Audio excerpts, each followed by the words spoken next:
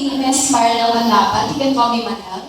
I am second year college student from Marikina Polytechnic College. So, as a future educator, if I will be elected as SK Kagawad soon, I will focus more on education. Para as an educator, paano ako makakahelp sa mga students under my barangay. And also, gusto ko na-include sila every time na may gusto akong gawing project. For example, ano ba naman yung magkakaroon ako ng leaders per area na include ko every time na may propose akong project. So that, alam ko, yung opinions nila, if agree sila doon, or may mas better silang gustong mangyari, o yung pangangailangan ng area nila or ng barangay nga namin. Kasi parang sa school lang yan eh. Ako yung leader, sila yung group members ko. Hindi dahil ako yung leader, ako lang dapat yung gagawa. Dapat may ambag sila kasi minsan may mananahimik lang dyan pero sa utak niya may gusto siyang malagay, may gusto siyang mangyari. So yun yung gusto ko na papakinggan natin yung boses ng kabataan, hindi lang yung gusto natin or yung kailangan natin gawin para yung expectations nila, ma-meet natin para pag ginawa tayong project, alam natin na hindi sila madidisappoint na ay ginawa nila pero hindi naman natin kailangan. Ganon. So ayun, gusto ko lahat included and lahat magpapakinggan. Isang magandang gabi sa inyong lahat. Ako si Eric Kagiwa, AB Political Science, third year college sa Polytechnic University of the Philippines. Tumatakbo ako bilang SK Kagawad ng Barangay Bansol. So bakit nga ba ako tumakbo? Tumakbo ko kasi naniniwala ako na ang pribilehiyo bilang isang pinuno ay hindi lamang nalilimitahan na kung sino lang, na tayo-tayo lang. Hindi dapat tayo maging pumakaw sa pwesto na meron tayo in the near future. In the long run, habang nagpupuno tayo, dapat gumagawa tayo ng mga future leaders. Gumagawa tayo ng mga katulad natin ng mga pinuno para in the near future, pagkatapos ng pumumuno natin, kung aakyat man tayo sa mataas na posisyon, yung mga tao na nasa mababang posisyon, is parehas din ng kung ano yung binivision natin sa future. Parehas ng binivision natin para sa ikagaganda ng barangay natin. Yun naman po, isang magandang gabi ulit sa akin lahat. Hello, magandang gabi. Ako pa si Tom, 21 years old from PUP. I am an English philosophy student. So, ako nga pala ang tumatayong SK Secretary ng SKML. Ang pangalan ng popular. Alam ko naman bilang secretary wala akong network.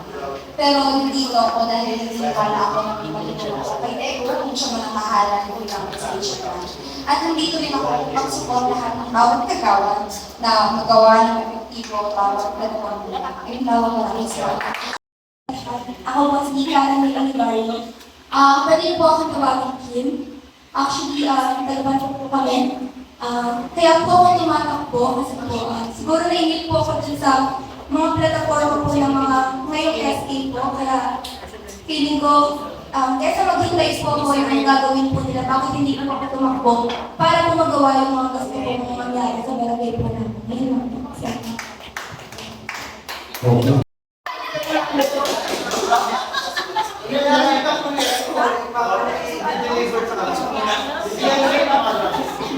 So, Angelica Reyes,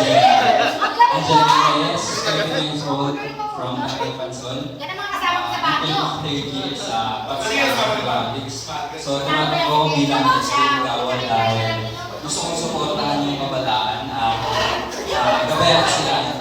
Hindi lang yung kabataan, siyempre yung mga buong Barangay Bansol.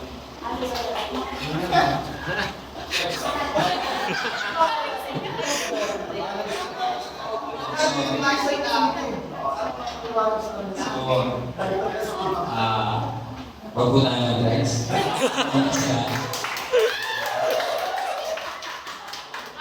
Masyadong na may bad effect sa atin. Kaya habang sa bata po tayo, huwag tayo magpapag-influensya sa mga tropa natin na dapat ang mga surroundings natin ay usually mga katulad nito mga taong leaders na susuportahan tayo. Gagabayan tayo na mabuna tayo sa ating hinala at hindi sa paggulo.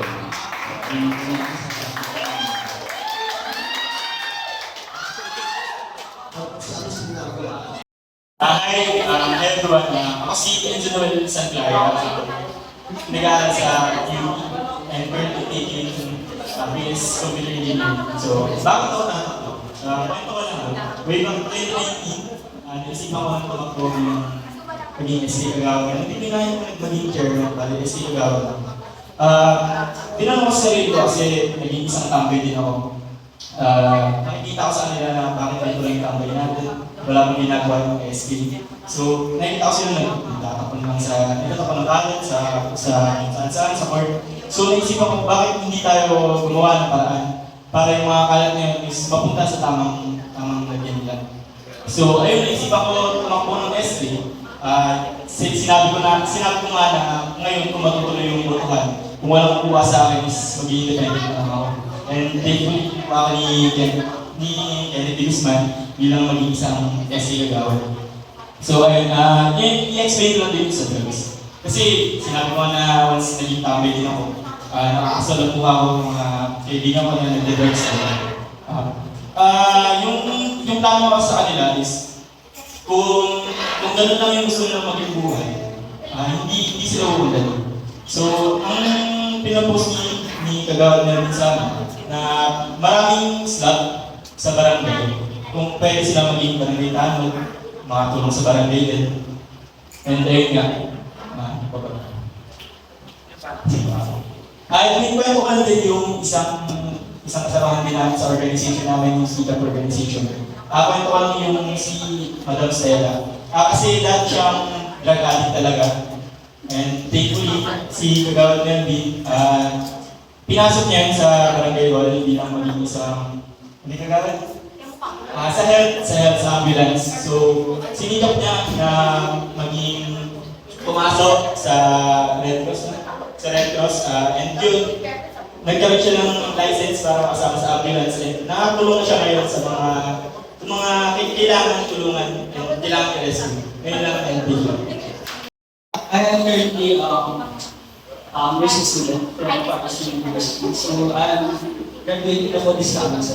So bakit ko ako tumakbo? Ang tinatakbo ko ay isang pressure. So muna, gusto ko tumakbo para i-improve yung barangay. Hindi dahil sa pagbabago and sabi sa barangay yung sabihin ko is especially sa pinanimula namin ng isang mabuting leader na nakita namin kay Peter Ground Million. And para sa akin, pagiging isang mabuting leader at ehemplo ng barangay ay magiging para rin sa pagkakaroon ng mabuting leader ng mga kabataan sa future generations. So aside from that, magiging sa treasurer, wala man akong tatapon mga naipakilalahan.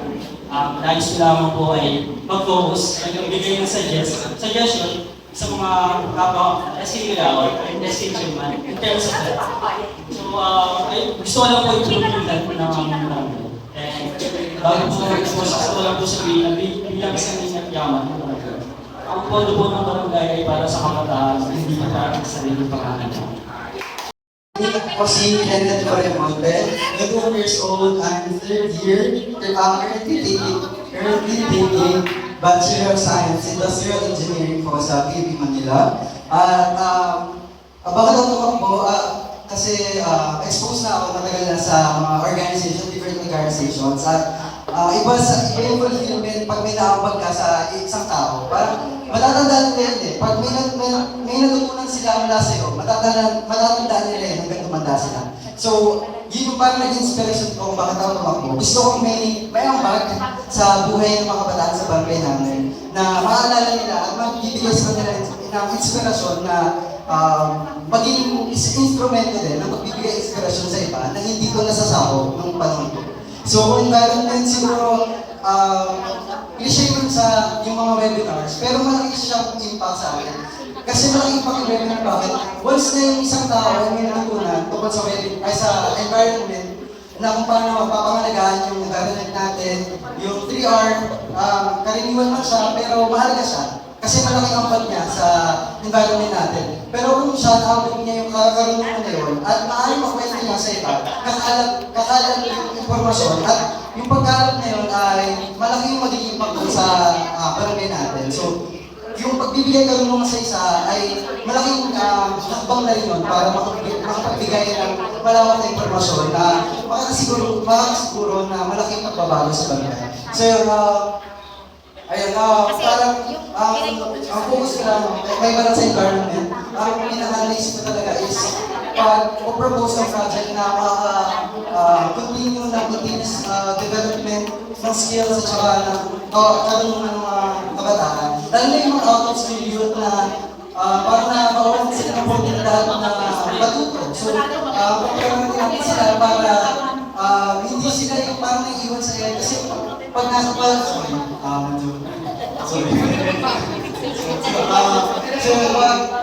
gagawin din natin silang kabahagi kasi malaki yung goal din nila sa society. Mas maganda na nakikita mo dating out of school youth ay may maganda nang ginagawa at maaaring influencer na rin yung ibang kakapatawin. So yun, Sa lahat ng nagwagwapuhan at nagaganda ang mga kabataan mula sa iba't ibang banaan. Pwede natin ang mga isa. By the way, I'm John Kennedy Guzman, 22 years old, taking up BSBA major in Logistics and Supply Chain Management from Technological Institute of the Philippines, Quezon City, running for SK Chairman. Ano naman po sa lahat, no? Nagtatanong po kayo kung bakit po ako tumatakbo bilang SK Chairman. Because I really do believe that running for SK Chairman is a win-win situation para sa akin at para po sa ating lahat na tumatakbo. One is either we will earn something or we will learn something. Kapag nanalo po tayo sa Sangguniang Kabataan, first, we will earn something. Ano po yung ma-earn po natin? First, yung friendship. No, tayo po lahat na nandito, naniniwala po ako na hindi lang po tayo dito pumunta para lang sa posisyon. Tama po ba? Nandito po tayo para sa isang hangarin para baguhin ang ating barangay. Tama po ba? At tayo po lahat, naniniwala po ako, nandito tayo para bumuo ng isang pamilya na merong isang hangarin para mapaayos ang ating mga barangay. Tama po ba? Sama-sama po tayo magtulong-tulong para sa mga pagkakulo ng ating mga barangay. Pangalawa, we will earn something. Hindi po ako magpapakahipokrito sa lahat ng kabataan na nandito. May sahod ang SK. Tama po ba?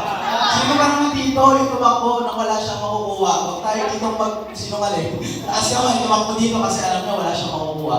Lahat po tayo tumakbo kasi alam natin meron tayo makukuha. At yung makukuha po natin is yung privilehyo. Pagkakataon na may pahayag at may babalahat ng mga plataforma na gusto natin para sa kabataan. Iisa po ang ating pangarap at yun po yung mabago yung ating mga barangay. Magkaroon ng maayos na kalidad ng pamumuhay ang lahat ng mga kabataan. At naniniwala po ako, wala pong ibang karapat-dapat na umupo sa posisyon bilang SK Chairman, kundi ang inyong nasa harapan, si John Kenneth T. Guzman. Pangalawa, hindi na po ay mga ito, then tama nyo. Pinatalo naman, syempre pagkatalo naman. That's the reality. Kapag natalo tayo, masarap pa rin sa pakiramdam. Bakit? Because we will learn something. Naniniwala ako all throughout ng mga buwan na darating, ng mga araw na darating, matalo man tayo, tayong lahat, nabuo natin yung pagkakaibigan, meron na buong bagong pagsasamahan, meron isang bagong pamilya. Ang tanong, talo ka ba? Wala po sa ating talo lahat kapag tumakbo tayo sa SK. So isa lang po ang masasabi ko sa inyong lahat, no, sama-sama po tayo at tulong-tulong po tayo para sa ating barangay. Kami po ang SMKL, sama-samang kabataan, maglilingkod, lagi muli. Ako po si John Kennedy Guzman, ang inyong susunod na SK Chairman. Si Kagawa Dennis, pagtulong, ay si Kagawa Dennis, kakaibigan, sosyotahin lahat ng mga. Diba? Kahit kami yung sabi ng Kagawa Dennis, gusto mo manalo sa barangay mo, kung kinakailangan,